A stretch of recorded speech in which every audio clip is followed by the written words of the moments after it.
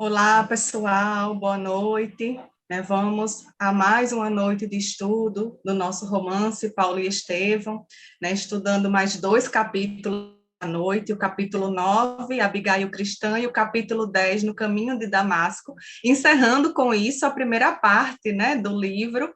Próxima semana iremos iniciar a segunda parte, já com um Paulo, já com um Saulo transformado em vias de Paulo, Então, hoje, como os capítulos dizem, a conversão de Abigail ao cristianismo e o ponto culminante, da transformação do Saulo, que é esse encontro com Jesus lá no caminho de Damasco, que a gente vai ver hoje. Então, partindo para os nossos estudos da noite, iniciando os nossos trabalhos, vamos lá para a prece inicial com Michel, Olá, Michel, boa noite. Então, passo a palavra para você fazer a nossa prece e depois eu volto com o capítulo 9, Abigail Cristã. É com Boa você, noite a Michel. todos, boa noite, Gilmara.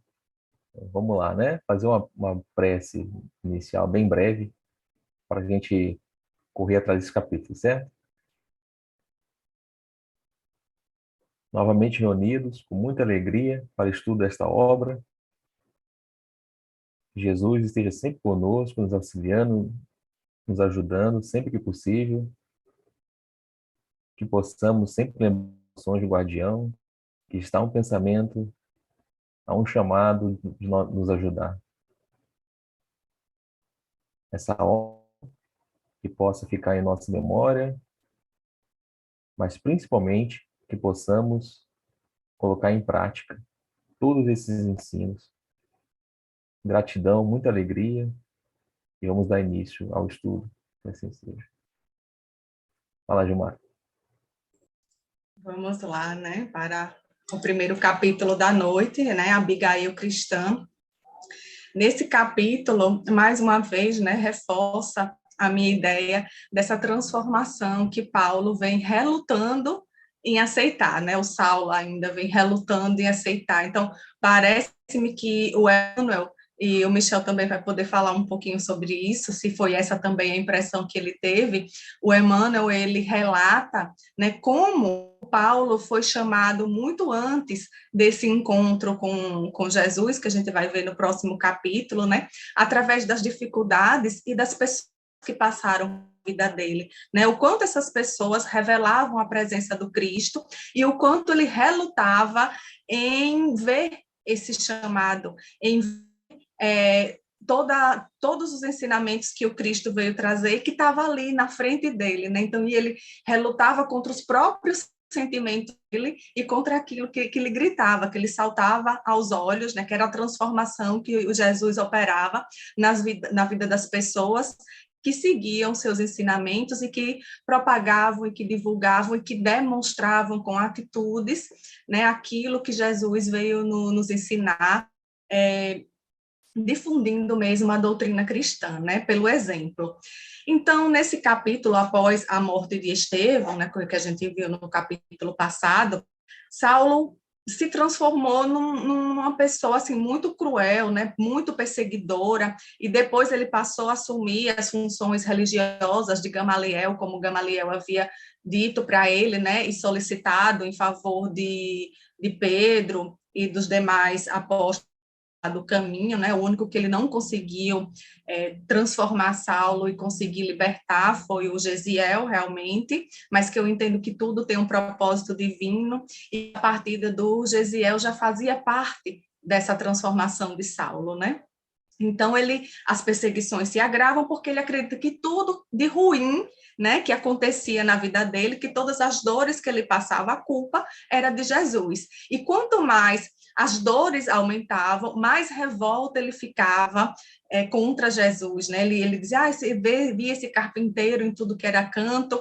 e que como as pessoas se fascinavam, e o que ele não conseguia entender era a paz de espírito que elas traziam, em contraponto a ele, que era um grande conhecedor da lei, ele não conseguia aquela calma, aquela paz de espírito, Para mim, essas falas de Emmanuel demonstram como ele estava perturbado interiormente e como aquilo que ele defendia, no fundo, não fazia sentido para ele, Então, sobre o pretexto, né, de defender o patrimônio lá farisaico, Saulo praticava os maiores desmandos, as maiores tiranias, perseguições, destruía famílias, né, havia, as crianças imploravam por suas mães, por pais, e ele se mantinha ali, né, naquela rigidez, não se dobrava ao amor e à compaixão por aquelas pessoas que ele estava maltratando tanto. E com isso começou a surgir, né, começou a se dar um grande êxito lá em Jerusalém. Todos queriam fugir, né, daquelas perseguições que estavam dizimando famílias, e impedindo, né, que as pessoas conhecessem a doutrina, os ensinamentos de Jesus. Me lembra muito essa guerra que a gente está vendo hoje, né, a guerra da Ucrânia com a Rússia, esse êxodo todo, né, e me leva muito a pensar o quanto uma suposta maldade pode estar embaixo, né, de várias camadas de dureza, de relutância daquilo que muitas vezes está à mostra, como é o caso do Saulo, né? Ele causou todo esse mal, mas como uma forma de querer, de não querer olhar para ele, né? De tentar sobrepor aquilo que ele estava sentindo com coisas materiais, que era isso que fazia sentido nesse momento para ele, e que ele não conseguia entender a tão interna que já se passa, né, que ele não conseguia aceitar esse Jesus, e ele ficou focado simplesmente no materialismo, naquilo que ele já tinha, naquele apego, né, o deixar o homem velho para fazer surgir o homem novo. O quanto é difícil essa transformação, né, o quanto é difícil a gente largar aquilo que a gente já conhece, aquilo que tem uma base, para aquilo que é o desconhecido, né, e que muitas vezes está ali gritando, chamando a gente de todas as formas. E o Saulo estava perturbado. Nesse capítulo, para mim, isso fica muito claro, a perturbação dele em relação a esse chamado cada vez maior e cada vez mais gritante de Jesus. Né? E assim, sem os conselhos de Gamaliel e da Abigail, que era o ponto de equilíbrio de Saulo, né? Então ele precisou que Gamaliel se afastasse, fosse para o deserto, e ele mesmo se afastou da Abigail, talvez como uma forma de aumentar essa sua dor, para que ele pudesse enxergar os verdadeiros valores, os reais valores, os valores que realmente valem a pena, que ele estava cego, né? Cego pelo orgulho, pelo egoísmo, pela vaidade, né? Do cargo que ele ocupava, daquilo tudo que ele sabia. Então, eu acredito que foi fundamental esse afastamento para que essa dor conseguisse cada vez mais burilar ele, até o ponto culminante que a gente vai ver no próximo capítulo, né? Então, ele ficou mesmo uma pessoa muito cruel, né? Parecendo um louco, como o próprio Emmanuel fala. Então, ele imputava a tudo isso, como a gente já viu, né? Tudo de ruim que acontecia na vida dele, achava a culpa era do Cristo. Ele não se colocava como algoz dele mesmo, né? Que foi ele que estava causando todo esse sofrimento para ele, a partir do egoísmo, da vaidade, do orgulho ferido, né, por querer disputar com o Estevão, e depois por não querer assumir a noiva, por ela ser irmã daquela pessoa em que ele teria sido algoz, né, então ele não aceitava isso e ele culpava o Cristo. Como a gente não faz esses julgamentos, né, querendo jogar a culpa dos nossos atos que foram provocados por nós mesmos para outras pessoas, ou quiçá, né, dizendo, é que Deus foi injusto comigo, porque acontecem essas coisas na minha vida, e a gente desvia o olhar para o que realmente importa, né? Então, ele não conseguia entender esses chamados, né, que vinha essa revolta, e cada vez mais ele iria lutando contra Jesus e perseguindo. Como ele não tinha a presença física de Jesus para combater, né, ele ia combater todos aqueles que divulgavam a boa nova. Então, as pessoas do caminho e todos aqueles que se revelavam seguidores do cristianismo, ele tentava, de alguma forma, maltratar, machucar, expulsar ali de Jerusalém, né? Então, fazia tudo que fosse possível para que a divulgação da doutrina de Jesus fosse morta, fosse abafada. Aí, em frente à Casa do Caminho, ele colocava soldados que mantinham vigilância, né, para que evitar que as palestras fossem feitas. Ele não que as pessoas mais pobres fossem auxiliadas, mas ele impedia que a palavra de Jesus fosse divulgada, né? E sem a presença de Abigail, ele e do Gamaliel, como eu já disse, ele cada vez mais foi virando uma pessoa mais rígida, mais rigorosa. E aí, durante esse período, né, de lutas contra o cristianismo, a sua voz interior falava, né? Então ele lembrava de Abigail, ele lembrava de tudo que ele tinha, ele não conseguia entender, então ele estava passando por um reboliço interno, né? Tudo, as coisas que ele fazia não faziam sentido para ele. Era um contraponto de tudo que ele sentia com o que ele via as pessoas que seguiam Jesus sentindo. A ausência de medo da morte, todos se conformavam, aquilo, se entregavam porque entendiam que a verdadeira vida não era aqui, né? Começaram a entender o que realmente o Cristo veio fazer, o que o Cristo veio pregar, e para ele isso era impossível, mas dentro dele tinha alguma coisa que pulsava nesse sentido, né? Então Emmanuel coloca, né? Não obstante a perseguição cruel que o transformara em mola central de todas as atividades contra a igreja humilde do caminho, Saulo sentia que as necessidades espirituais se multiplicavam no espírito sedento de consolação, né? Então, ele sentia isso, ele não conseguia, é aquela impaciência, aquele vazio, né, que a gente muitas vezes não consegue explicar e que só consegue ser preenchido quando a gente encontra esse consolo, né? Que também a gente encontra no Espiritismo. Então, Saulo, nesse processo dele, ele passa 8 meses para ir ver Abigail, né? Então, após 8 meses de sofrimentos íntimos, sem saber se ia ou se não ia, ele consegue vencer o orgulho dele, né? E vai atrás de Abigail. E aí, apesar de toda a tirania dele, revolta contra Jesus, esse tempo foi necessário para ir amolecendo o coração de Saulo. Se ele não tivesse sofrido tanto durante esse tempo com a ausência de Gamaliel, com a ausência da Abigail, né, com tudo isso que ele fazia e que ele não via o retorno para os questionamentos íntimos dele, né? Então, quanto mais ele massacrava, mais rebuliço interno ele tinha, né? Então, para que ele compreendesse o que ele havia passado e qual seria a sua missão, né, que estava chegando. Então, tudo isso foi necessário, digamos assim, para preparar o terreno para tudo aquilo que Saulo estava, digamos assim, preparado, né, tinha no seu projeto reencarnatório para viver, e que ele poderia viver ou não, mas ele estava sendo preparado para isso. Na minha interpretação, eu considero isso, Michel depois pode falar se ele vê alguma coisa diferente, né?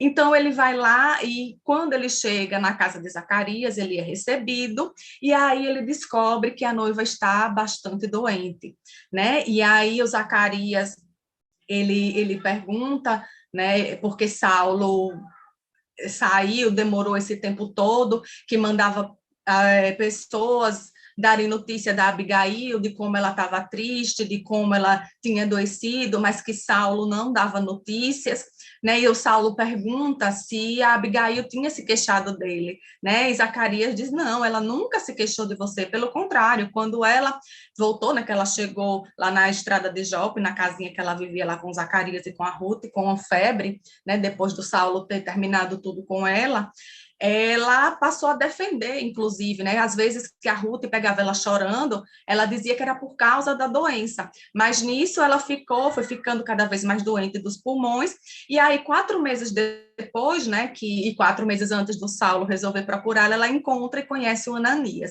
e o Ananias começa a revelar para ela a doutrina de Jesus, os ensinamentos de Jesus, e isso começou a acalmar seu coração, e o Zacarias contra isso para o Saulo, e o Saulo já começa a cada vez mais, logo o Nazareno, né, logo o carpinteiro de Nazaré, como ele se referia a Jesus, diz, mas por que você permitiu? E aí Zacarias diz, olha, eu tentei lhe procurar, né, até para que você me orientasse, mas você não dava resposta, ninguém conseguia encontrar você, você não vinha mais aqui, e era o único consolo que a Abigail tinha, e não era justo tirar isso dela, né? Ninguém tinha coragem de retirar esse contato que ela estava tendo com a Ananias, que estava fazendo muito bem a ela, apesar de não fazer com que a doença retrocedesse, mas ela estava tendo um consolo espiritual, uma transformação espiritual que era vista, né? E era percebida por todo mundo. né? Então, o Saulo fica ali meio cabreiro, não podia mais falar muito, né? Porque realmente ele tinha sumido, sem dar nenhuma explicação, e ele não tinha muito o que questionar, né? Então, Abigail, muito abatida, o Zacarias leva para ele encontrar com Abigail, e Abigail diz assim, exclamou Saulo, o Emmanuel fala, né, comovidíssimo, logo que se viram a sós. Né? Ele diz para Abigail que abdicou do orgulho dele e da vaidade de homem público para vir até ali perguntar se ela a perdoava e se ela não tinha esquecido, né? Se ela não tinha esquecido Saulo. E aí Abigail diz: e nós, Saulo, permanecemos um para o outro para a eternidade. Não me disseste muitas vezes que eu era o coração do teu cérebro? Então a própria Abigail sabia, né? Que ela era o coração, ele era o amor, ela era o amor que ele não tinha. Né? E aí a dureza, a aspereza, toda essa vontade que ele tinha de fazer valer a lei de Moisés, sem esse coração, né, da Abigail, acabou virando tirania. Né? E o Saulo estava ali, apesar da doença, ele não queria acreditar na morte iminente da Abigail, e ele queria retomar os planos de casar com ela, de levar ela para Jerusalém, de manter ela em contato com a família dele, de constituir família. E a Abigail, já sabendo, né, de tudo, depois que ela conheceu os ensinamentos de Jesus, então ela já sabia que o casamento não era para ela aqui nessa terra. E ela diz, né, desconfio, Saulo, que os lares da terra não foram feitos para nós. Ela já sabia, tinha tido contato em sonho com o Estevão, com o Gesiel, e ela já sabia que ela iria morrer, né, que isso fazia parte da programação não só dela, como do próprio Saulo, como a gente vai ver daqui a pouco. Né? E aí percebe que a jovem está muito doente, ele, e que deveria deixar os planos, né? Que o casamento não era para os dois, né? Então, Abigail conta a Saulo as visitas que recebeu do Ananias e que ele lhe apresentou o Evangelho de Jesus. Saulo não concordava, né? Que com Abigail agora também estava seduzida por Jesus, ele até Abigail, né? Ele tinha ciúme de Jesus e cada vez mais dizia que odiava Jesus, que ia perseguir nele, né? E Saulo fazia esses planos de casar com Abigail e não enxergava, né? Ele teimava em não enxergar a verdade. E ele diz, presinto que os planos de Deus são diferentes no que concerne, Abigail fala, né? No que concerne aos nossos destinos. Jesus chamou-me para a família espiritual. Então, ela já sabia que, embora o Saulo não se conformava com isso, né? E ele retruca. Deus não seria justo se te sequestrasse ao meu afeto. Quem poderia, então, como esse Cristo, impor-se aos nossos votos? Então, ele achava que o Cristo estava interferindo naquilo, que o fato da Abigail estar doente era porque ela tinha conhecido esses ensinamentos de Jesus Cristo e que tinha se entregado à doença e que não iria lutar para viver esse amor, só que o que Abigail estava dizendo era muito maior, né, do que isso. Ela estava entregando a verdadeira vida e o sentido da não permanência dela aqui como encarnada para todos os propósitos que Jesus tinha na vida de Saulo. Né? Ela já conseguia compreender isso e Saulo estava muito longe de enxergar isso. Né? Então, Abigail chama Saulo, a realidade diz que a morte, né, é só física e que eles irão se amar eternamente. E descreve o consolo que encontrou nos ensinamentos de Jesus, né, de como ela se sentiu uma parada, e aí quanto mais a Abigail falava, mais o Saulo se irrita contra Jesus, né, dizendo assim que era, e ele questiona ela, mas por quê? Esse Salvador, ele só ajuda os pobres e os doentes. É um trechozinho também que é muito interessante, que vale a pena ser lido, né? Que a Abigail, ele pergunta, né? Por que Jesus não veio para os fariseus, para as pessoas que tinham posses, para as pessoas que não tinham doenças, para as pessoas que eram saudáveis, que tinham recursos. E aí Abigail, ela diz, né, que Jesus veio para todos, mas que cada um tinha sua parcela de contribuição, né, como tem lá no Evangelho segundo o Espiritismo, a palestra lá do mal rico, né? Então as pessoas que têm saúde, as pessoas que têm posses aqui, têm que fazer a sua parte, né? Mas o que acontece muitas vezes é que quando a gente chega aqui, que é saudável, que tem recurso, a gente esquece a nossa obrigação. E aí as pessoas que estão doentes, os pobres, né, por não terem essas distrações da matéria, acabam recorrendo com mais facilidade aos ensinamentos de Jesus, né? Como a gente já viu, inclusive, no capítulo passado, até na conversa dele com o Gamaliel, né? Ali do Gamaliel com o amigo dele que estava lá na casa de Pedro, né? Que é uma conversa bem esclarecedora a esse respeito, que só depois que ele ficou doente é que ele entendeu os verdadeiros ensinos de Jesus. Né? Então, Saulo se negava a aceitar, né, a morte de Abigail, e antes de partir estava impressionado, né, como Abigail não falou do seu irmão. E aí ele resolve perguntar, que Abigail nem não tinha o que falar do Gesiel, né? E aí ele resolve perguntar se ela havia desculpado, se ela havia o desculpado pela morte de Estevão. Se o próprio Estevão morreu sem mágoas dele, morreu abençoando ele, por que ela deveria, né? Porque ela deveria guardar alguma mágoa ou não perdoar ele? Então, não teria nem o que perdoar. Né? Inclusive, ela disse que ela só tinha que agradecer a Jesus, porque ela tinha pedido que antes de morrer, tivesse uma oportunidade de ver e de ouvir Saulo, e ele estava ali. Então, quanto mais ela falava, mais ele se revoltava contra Jesus.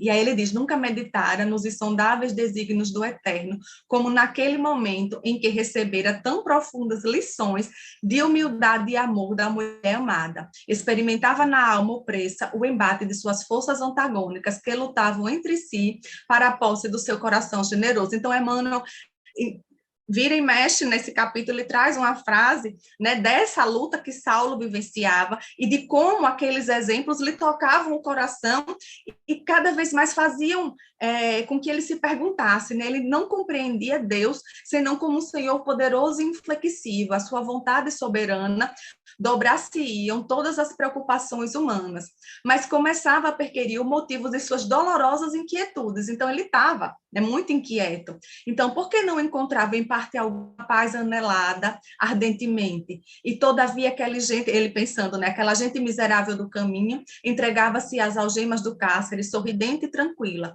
Homens enfermos e valetudinários, isentos de qualquer esperança no mundo, suportavam-lhe as perseguições com louvores no coração. Então, isso tudo perturbava muito Saulo, né? Ele conseguia, então isso já era o prenúncio da grande transformação que ele iria sofrer, né? E aí Saulo retorna para Jerusalém com a chegada na cidade, né? Ele começa novamente a perseguir cada vez mais forte, né, aquelas pessoas, né? Ele parece que quando voltou em Jerusalém esquecia tudo e fazia ressurgir cada vez mais forte aquele homem velho, né? Ali todo aquele local de grandiosidade, de suntuosidade, todas aquelas pessoas bajulando, todo o poder que ele tinha, fazia esquecer as conversas que ele teve com Abigail e começou cada vez mais a seguir. E aí o foco da procura dele agora era o Ananias, que tinha convertido a Abigail e que ele não se conformou com isso.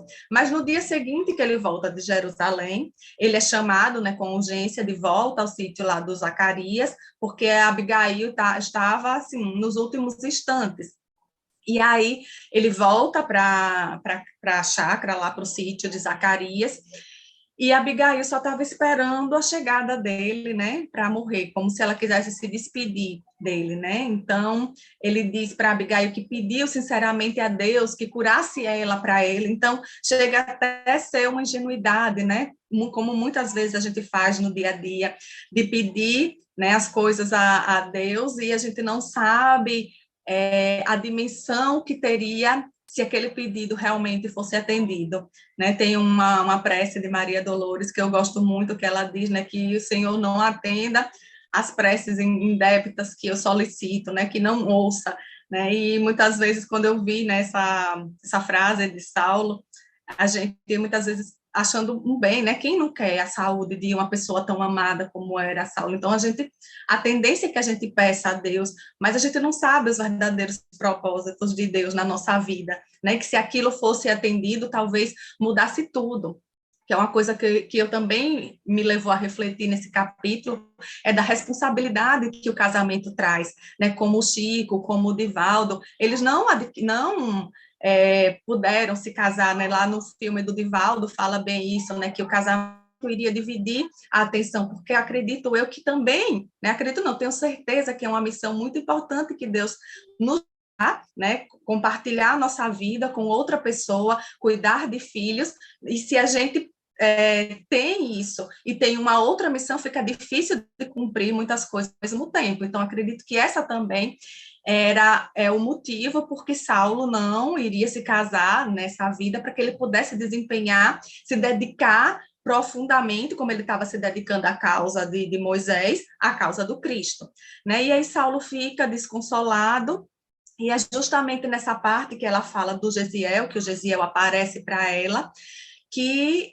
o Gesiel, no sonho, né, diz para Abigail: não te revoltes contra os desígnios supremos que me arrebatam do teu convívio material. É isso Abigail falando. Se nos uníssemos pelo matrimônio, talvez tivéssemos muitas alegrias, teríamos um lar com os nossos filhos, mas destruindo nossas esperanças de uma felicidade passageira na terra, Deus nos multiplica os sonhos generosos. Enquanto esperarmos a união indissolúvel, auxiliar-te-ei de onde estiver e te consagrarás ao Eterno em esforços sublimes e redentores. Então, Gesiel já havia falado para Abigail dos propósitos que Deus tinha para Saulo, né? E ela fala que eles iriam acompanhar o Saulo nessa missão dele, né? Então, o Gesiel veio buscar a Abigail, né, levá-la, que ela avisa que já está indo,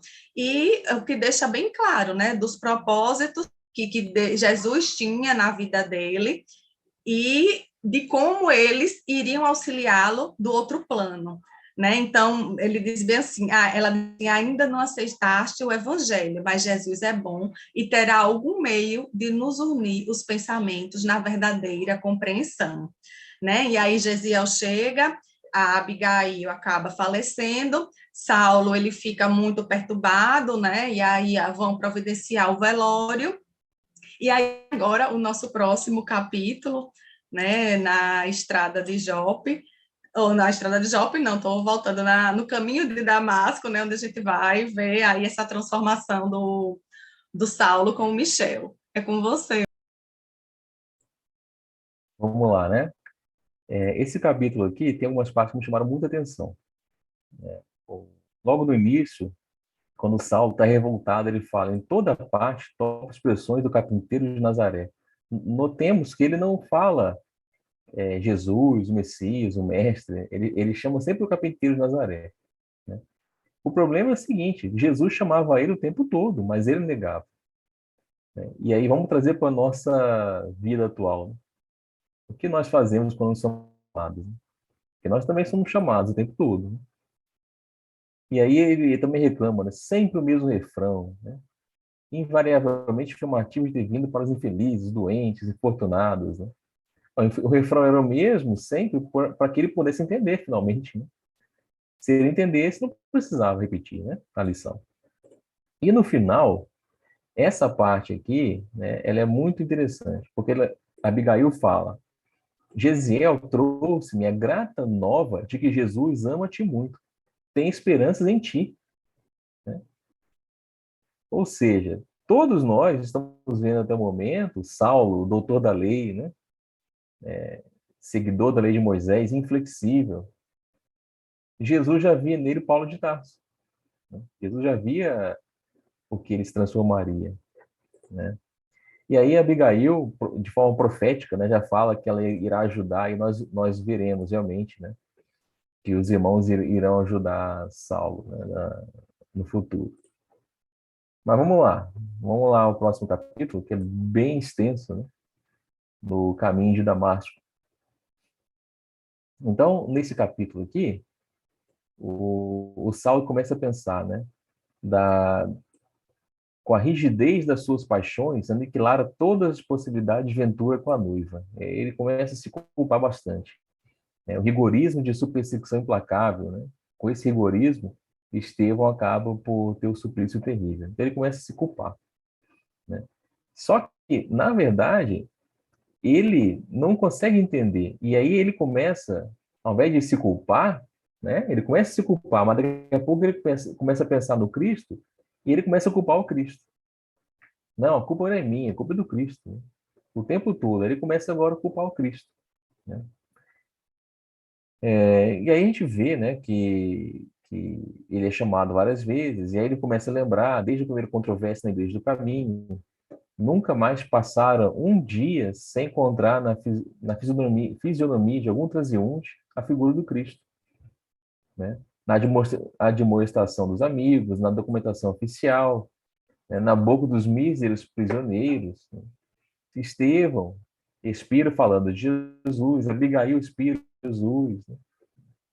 Então, por quê? Porque Jesus não para de chamar Saulo todos os dias, né?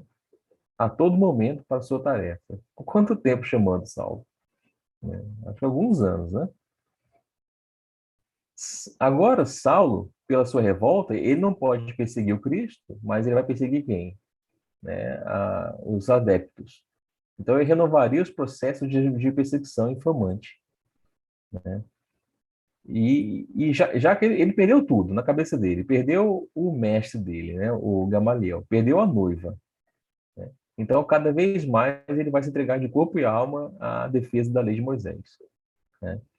Então, Saulo quer saber mais sobre esse tal Ananias, né? Quem é esse tal Ananias, né? Que virou a cabeça da noiva, né? Que fez Abigail abraçar a doutrina cristã. Né?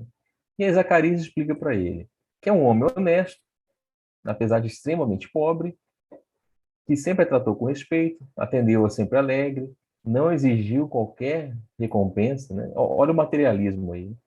Olha, ele está ajudando porque ele quer dinheiro, né? E aí ele não entende como é que o Ananias não pede nenhuma recompensa, né? E aí ele é informado a Saulo que Ananias procedeu assim também com os empregados, revelando uma bondade sem limites.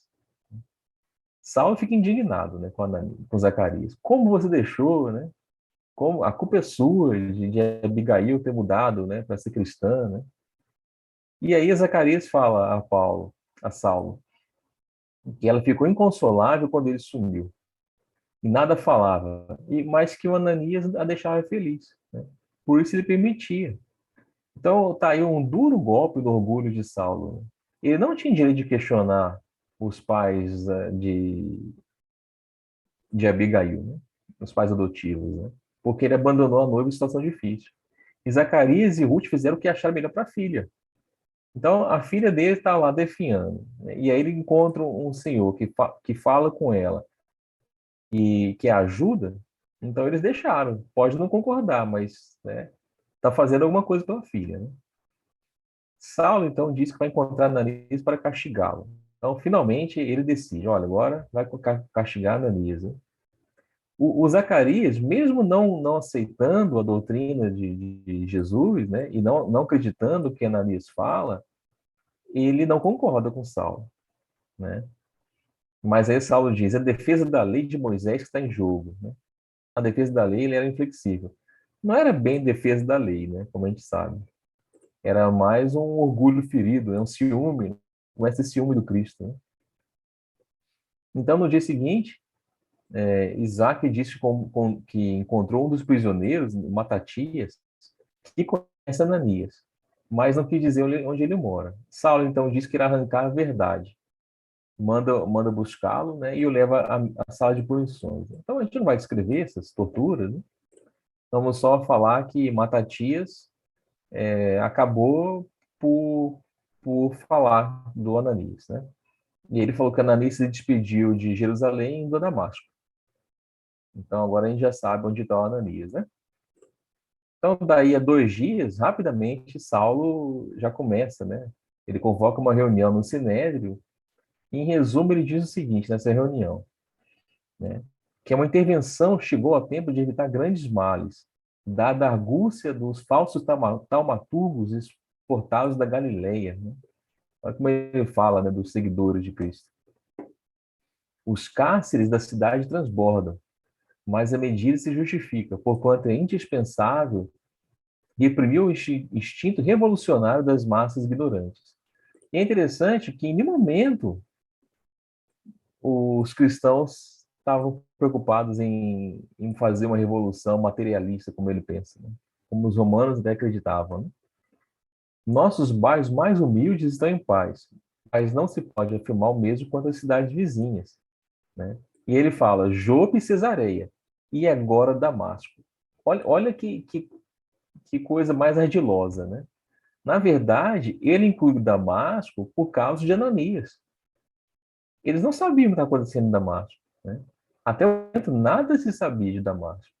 Ou seja, ele estava usando o Sinédrio como uma forma de vingança pessoal, né? Então, bastará o necessário documento de habilitação que ele pede, a fim de acionar todos os recursos que pareçam acertados, inclusive da própria pena de morte. Ou seja, ele foi na intenção de matar Ananias, né? Então, a dor dele, a revolta era tão grande que ele culpava o Cristo.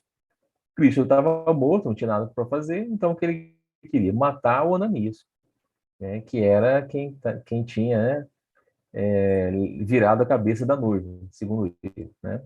E aí, depois disso, né, ele tinha uma boa oratória, né? O tempo todo se fala isso, né? Que ele tinha boa oratória, falava bem, né? E aí, aplausos unânimes no Sinédrio, né? E por que unânime? Porque lá não mais estava Gamaliel, né? Gamaliel certamente tentaria dar um freio nisso, né? Mas não estava mais lá. Então, após 3 dias, Saulo e mais 3 partem, né, em viagem para a Síria. É uma viagem, né, certamente muito difícil, muito penosa. E eu olhei no mapa aqui, né, a partir do momento que vai falando das viagens, vocês vão ver que eu vou olhar o mapa e vou falar as distâncias, para a gente ter uma ideia, né? Então, de Jerusalém a Damasco, aproximadamente 270 quilômetros pelo caminho mais curto. Só que a gente não sabe se foi esse caminho, né?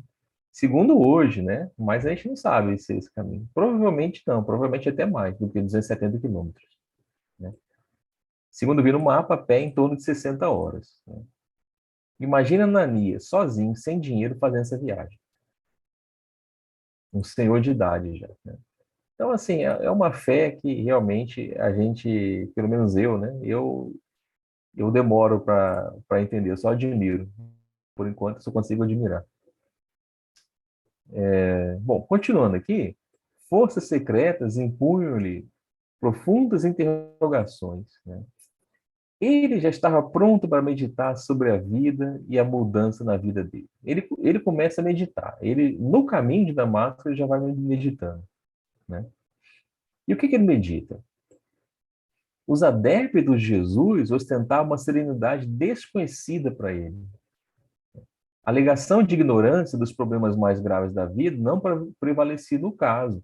Então ele pensava o seguinte: olha, eles estão, né, serenos porque são ignorantes. Só que depois que ele conheceu Estevão, ele não podia mais falar isso, porque ele vê que Estevão era uma grande inteligência. Conhecia, né? Estevão conhecia as escrituras, todas as escrituras, e falava das escrituras, inclusive de Isaías, né? Como nós vimos anteriormente.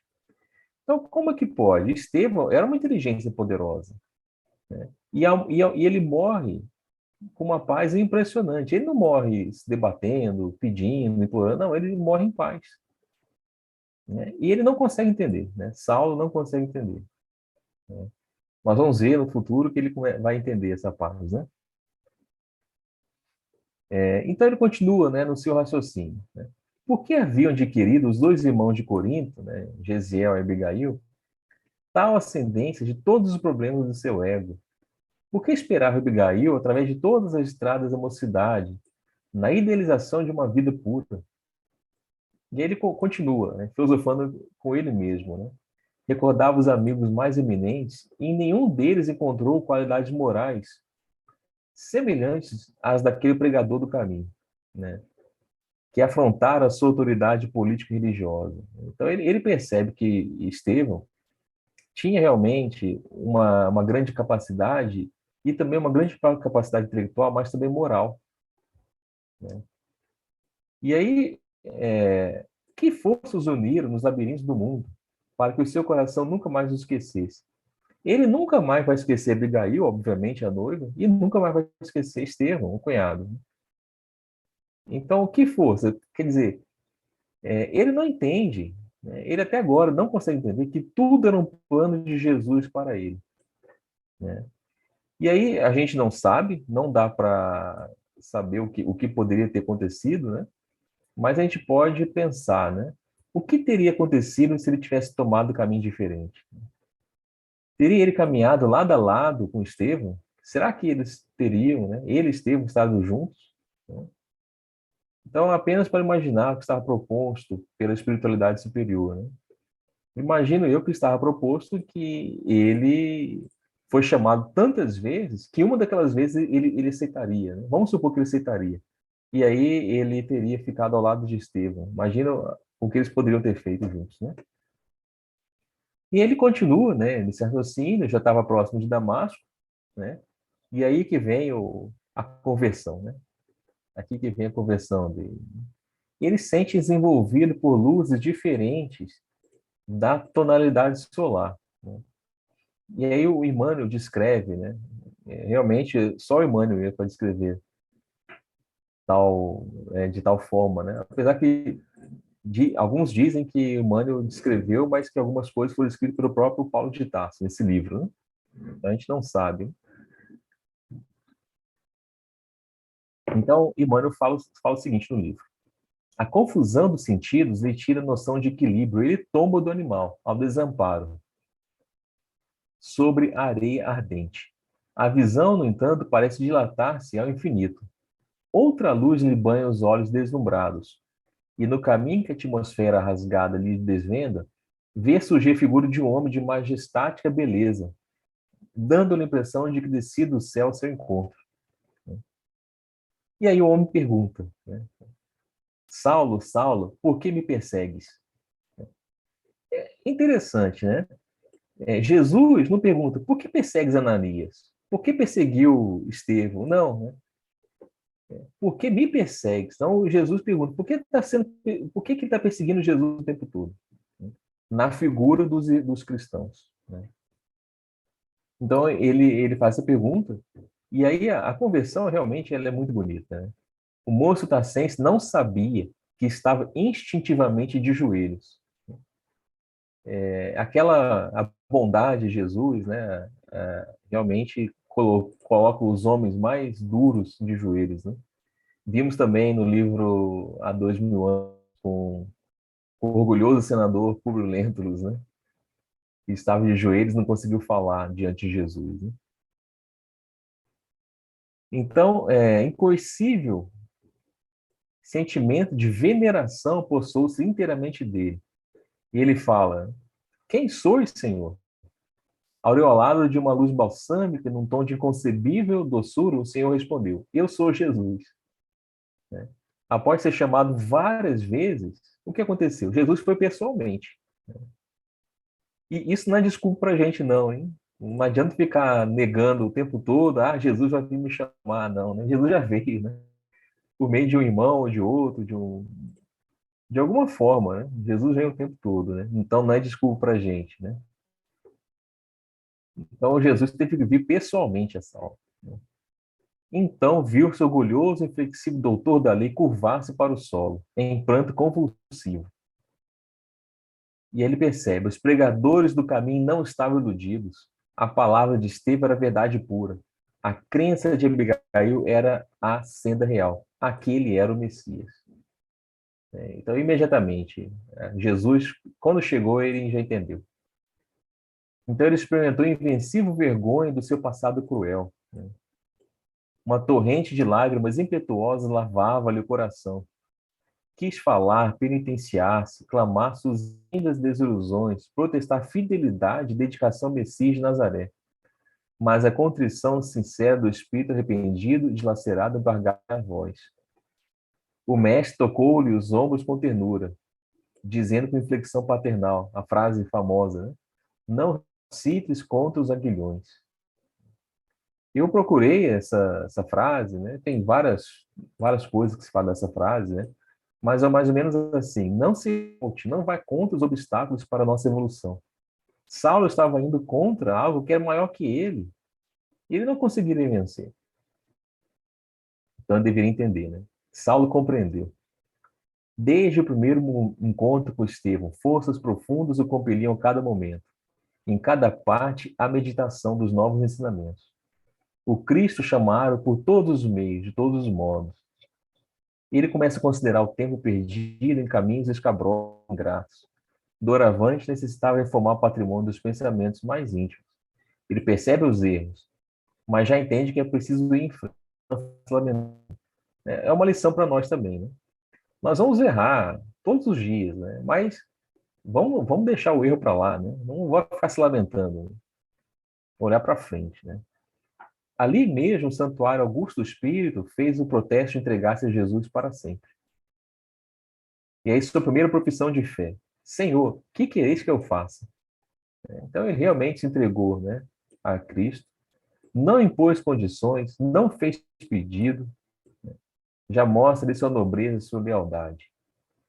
Jesus, então, lhe fala: levanta-te, Saulo, entra na cidade, e lá te será dito o que te convém fazer.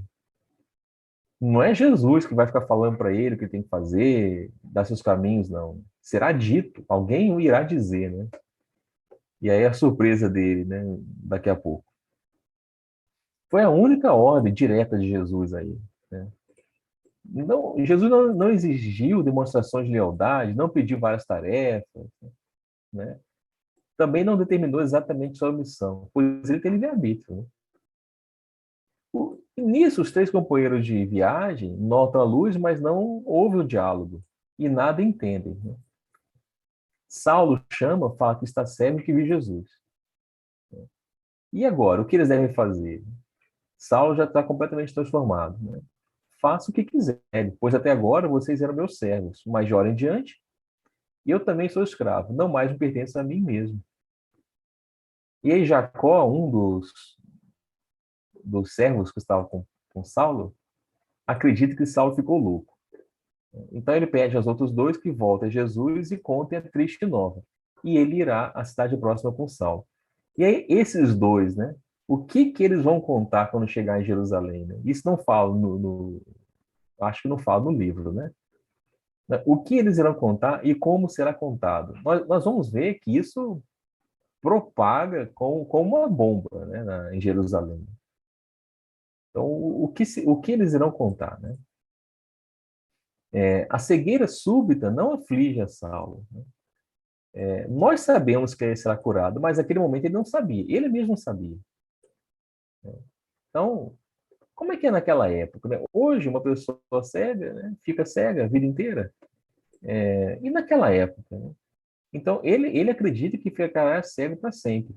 E mesmo assim está em paz, né? Então, Saulo pensava, né? Quem importava olhar em trevas o regresso da casa de Jerusalém, a penosa caminhada a pé, a falsa suposição dos companheiros a respeito da inovidável ocorrência, a perda dos títulos honoríficos, repúdio dos sacerdotes, seus amigos, a incompreensão do mundo inteiro, diante do fato culminante do seu destino.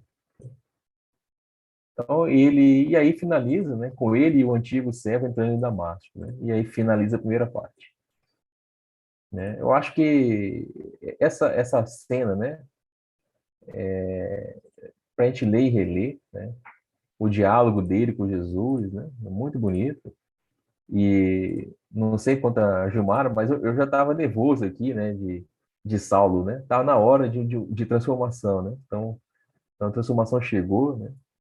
E aí finaliza a primeira parte, e aí nós temos agora a transformação de Saulo e o que ele vai fazer, né, a partir da segunda parte do livro, né? Então, fica aí então o relato, né, da conversão de Saulo, né, para a gente sempre pensar.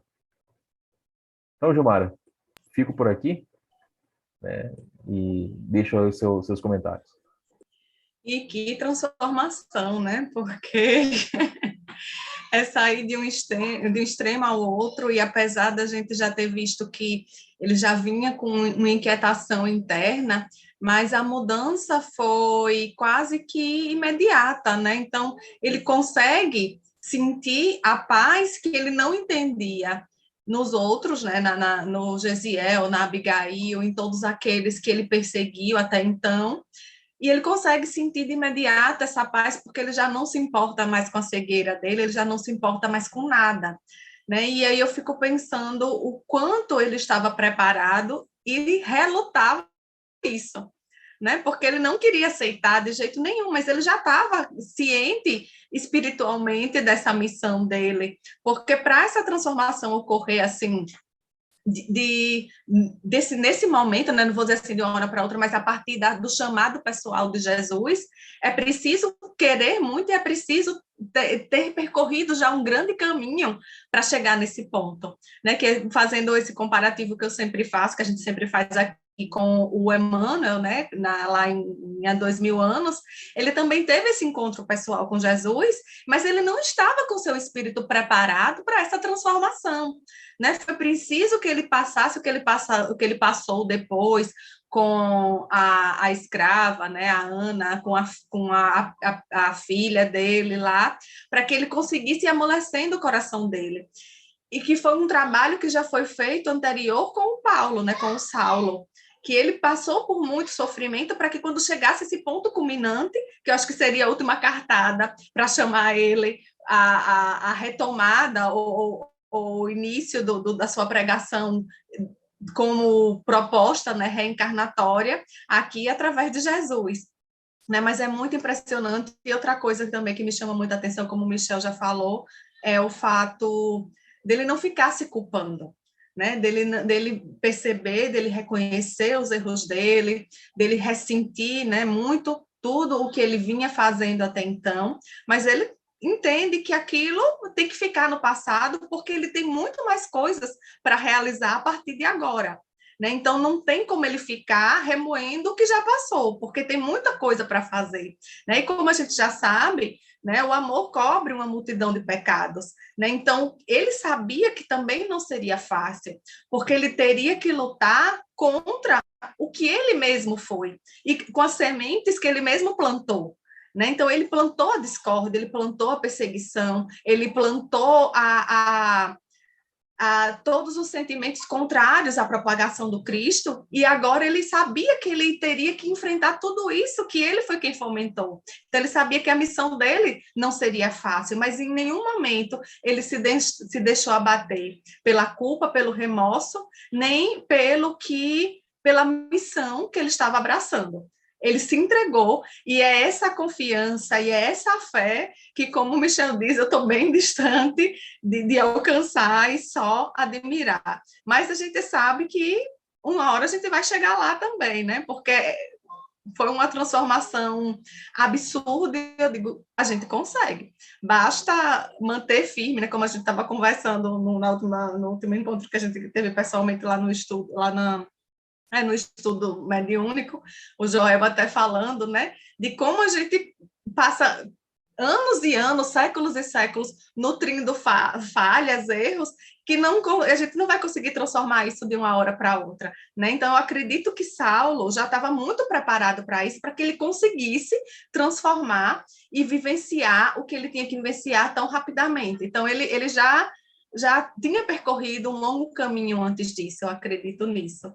Né? Então, é um capítulo realmente muito interessante para a gente ler e reler, e agora, né, a partir da próxima semana, a gente vai ver a segunda parte com o engajamento mesmo, com a vivência do Paulo.